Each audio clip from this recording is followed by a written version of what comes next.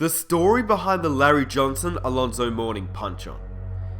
So, most of you guys probably wouldn't remember, or you were either quite young or not even alive yet, but I'm sure you've heard about the Charlotte Hornets of the 1990s. Whether that be on NBA 2K or highlights that you've seen on the internet, but one of the coolest teams of all time in the NBA was the Charlotte Hornets during the first half of the 1990s.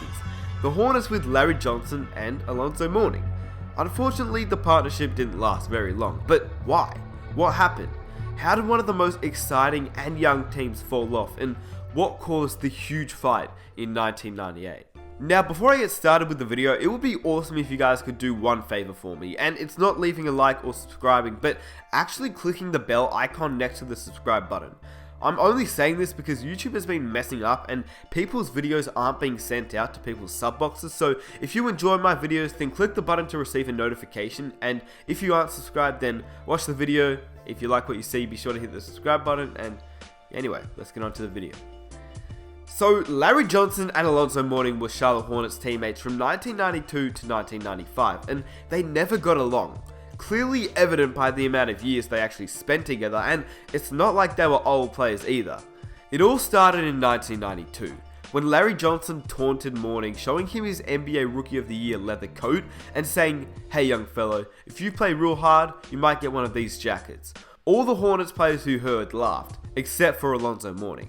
Which is fair enough. I mean, it seems sort of like a dick move, and he used it in a way to brag about him winning the NBA Rookie of the Year award, which, I mean, is cool. You won Rookie of the Year, but you didn't have to say that. Now, in all honesty, I can't tell you if Larry Johnson meant to sound like a dick, but either way, it didn't sound very nice to Alonzo Mourning, who didn't appreciate the words from the grandmama.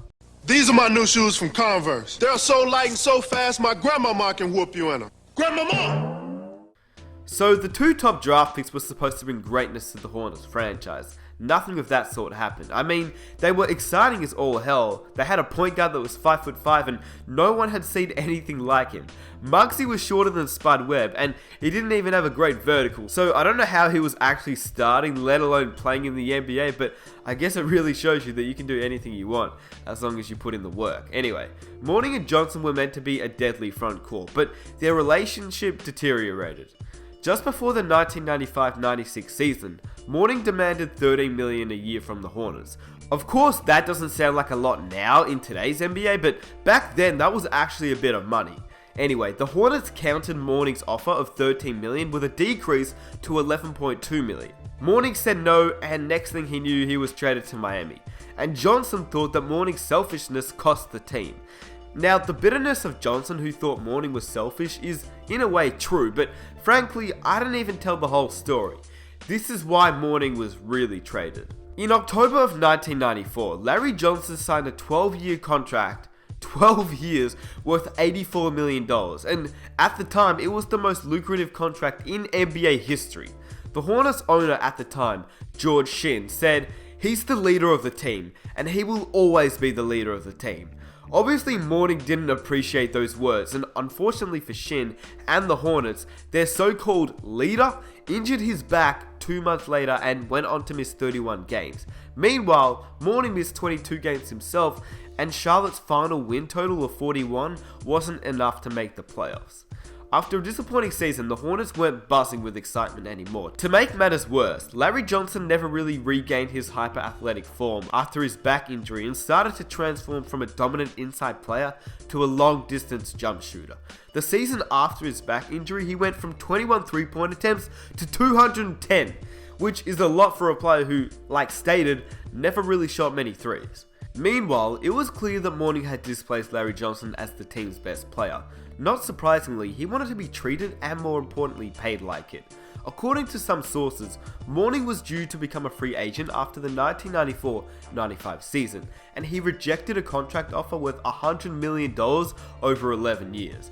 It is worth noting at this point that Mourning's agent was David Falk, so it should be no surprise that the Hornets weren't able to re-sign Alonzo Mourning, who ultimately was traded to the Miami Heat for Glenn Rice, Matt Geiger, Callard Reeves, and a draft pick.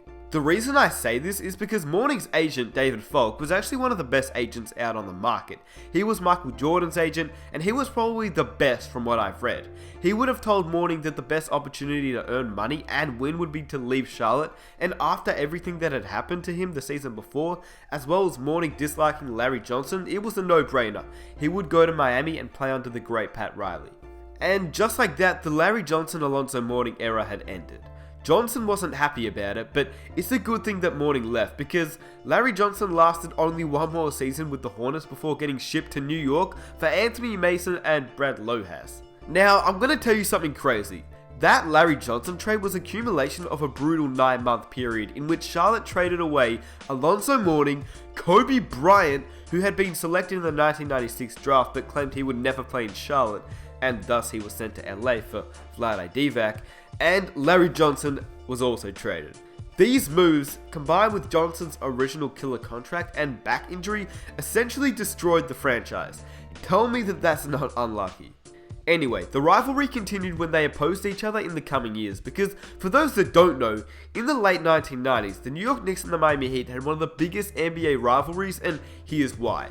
Pat Riley actually left the New York Knicks for the Miami Heat because Miami offered him full control over personnel decisions. His coaching staff stayed behind in New York, with Jeff Van Gundy being promoted to as head coach. Now, New York didn't appreciate Pat Riley leaving the way he did, but it should be noted that it wasn't the way that Pat Riley left New York for Miami that led to this heated rivalry, which ties into the story because the feud that split apart the early 90s Charlotte Hornets spilled over into the Knicks-Heat rivalry because Larry Johnson joined the Knicks after Pat Riley left for Miami, where he coached Alonzo Mourning. The Miami Heat's Alonzo Mourning and the New York Knicks' Larry Johnson were not exactly on a friendly basis before this playoff matchup between the two rivals. While the Heat and Knicks rivalry in itself is enough to fight, Mourning and Johnson's altercation stems back into their days as teammates in Charlotte. But in 1998, all the steam and anger was let out by both players. This was a playoff game, and as every playoff game was back then, it was tough and physical, and because of the rivalry, it was even more tough and physical. Mourning and Johnson had been physical all night, but it reached the tipping point late in the Knicks' victory. The two former teammates threw punch after punch, and had one of the punches connected, it could have easily knocked one of the players out, because they were pretty big players to say the least. And obviously the teammates interfered in an attempt to break up the fight. But the beef between the two continued, however, as they still tried to reach each other. That's when Knicks coach Jeff Van Gundy performed one of the most dangerous things he could have done, grabbing onto Alonzo Mourning's leg, which looking back now is pretty hilarious, but it could have ended so much worse than what happened. This fistfight was bad, and it was actually one of the worst in NBA history. If you type up the worst fights in NBA history, I'm sure this will come up, and it's not even because of the actual fight, since none of those punches actually connected, but it's actually because of the backstory between the two players, as well as the rivalry between the Knicks and the Heat during the 1990s. One thing is good though, as the two players have gotten older, they've gained more respect for each other, and they do talk if they bump into each other, but according to Alonzo Mourning, they aren't buddies, and when a kidney disease struck Mourning, Johnson made up first. Firstly asking Mourning before a game if he was okay, then going over and shaking his hand. He clearly missed the rivalry. Upon learning of Mourning's condition in the preseason, Johnson said, "I want him out there so I can whoop him. I don't want him to be sick. When we play Miami, I'd rather have him out there." And I hope you guys enjoyed the video. I don't know if you heard it in my voice, but I'm actually a little bit sick right now, so my bad for that. As you know, I like to share stories that people don't really talk about and stories about NBA history that are really interesting. So if you enjoyed this video, it would mean the world to me if you could hit the subscribe button down below and leave a like to show your support. Let's try